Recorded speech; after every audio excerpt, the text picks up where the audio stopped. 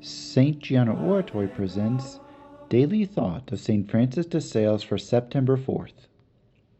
My God, could there be any greater blindness than ours?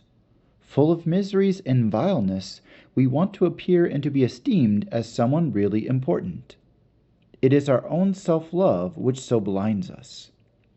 God grants us a wonderful grace when He enlightens us to know our objection, because the knowledge of our miseries and defects is a sign of conversion of heart.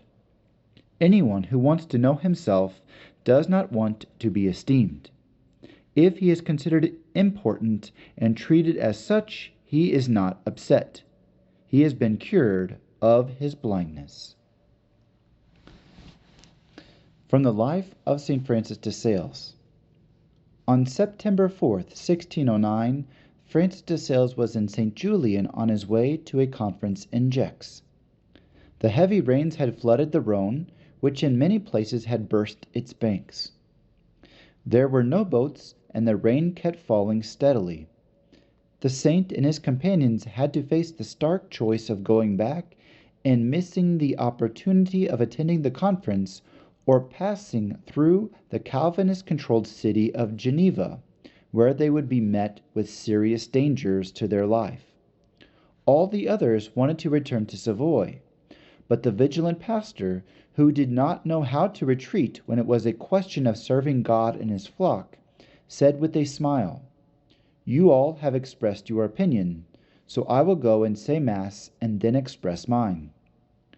While he celebrated, he appeared to be caught up in God.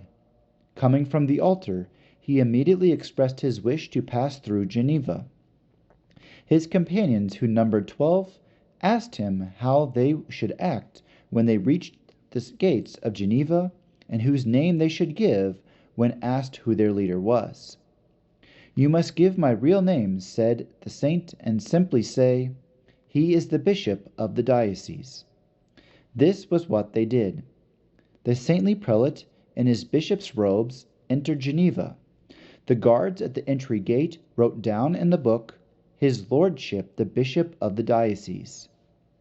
Since it was the hour when the Calvinist ministers preached, the gates would not be opened during that time.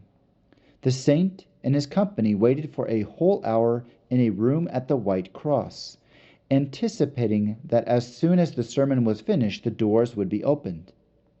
Then they quietly left the city without any of the guards suspecting that the bishop of the diocese was indeed the bishop of Geneva. When this was later discovered, the ministers were furious and published a pamphlet full of invectives against the saint, inviting him to try to repeat such a trick. When he was told about this, the saint said, "I did not employ cunning or deceit.